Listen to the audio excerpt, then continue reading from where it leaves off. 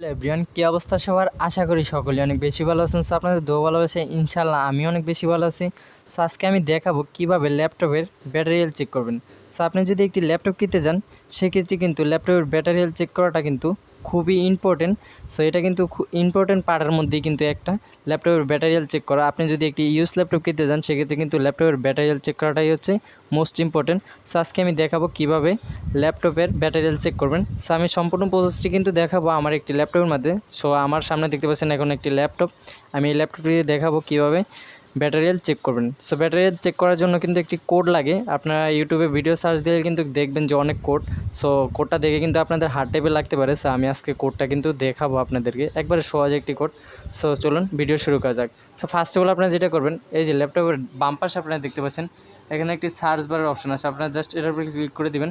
করার পরে এখন আপনারা লিখবেন সিএম লেখার পর দেখতে পাচ্ছেন এই যে সিস্টেমের এখানে নতুন একটি ইন্টারফেস চলে আসছে। এই ডান পাশেই দেখতে পাচ্ছেন এই যে ওপেনের নিচে একটি অপশন আছে যেটা হচ্ছে রান অ্যাস নামের একটি অপশন আছে। আপনারা জাস্ট এটার উপরে ক্লিক করে দেবেন। করার পর নতুন একটি ইন্টারফেস ওপেন হয়ে যাবে আপনাদের সামনে। সো এখানে লেখা আছে ইয়েস অর নো। আমি আরেকটু ধার থেকে দেখাই। এই যে দেখতে পাচ্ছেন ইয়েস অর নো, আপনারা জাস্ট ইয়েসের উপরে ক্লিক করে দেবেন। করার পর কিন্তু নতুন আরেকটি ইন্টারফেস ওপেন হয়ে গেছে।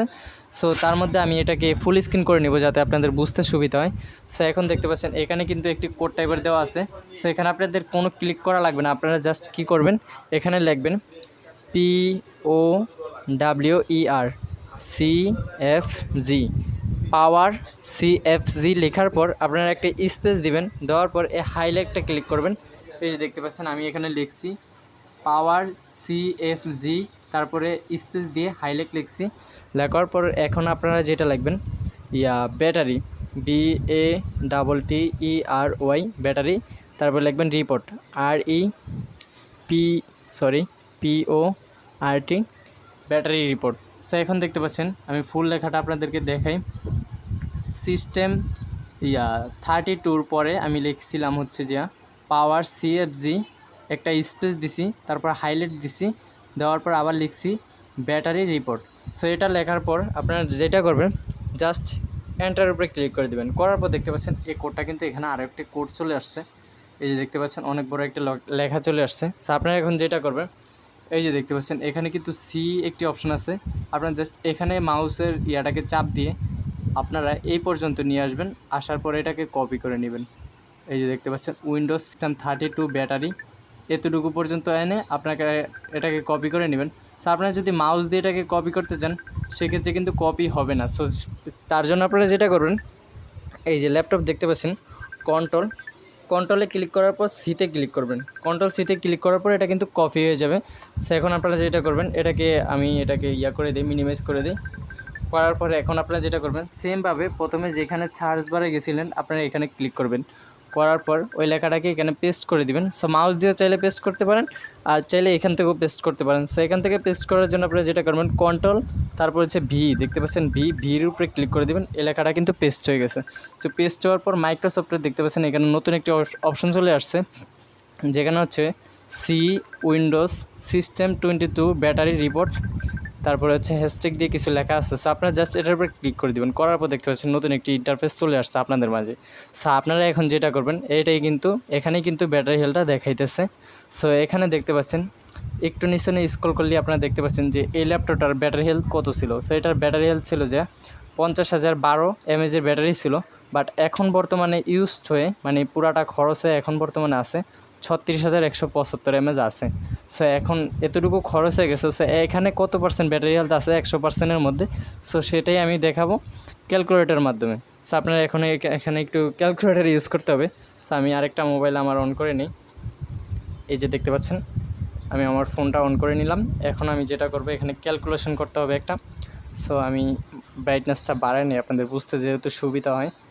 সো এখানে ছিল হচ্ছে যে 50,012 mAh ব্যাটারি। সো আপনারা এখানে লিখবেন 50,012।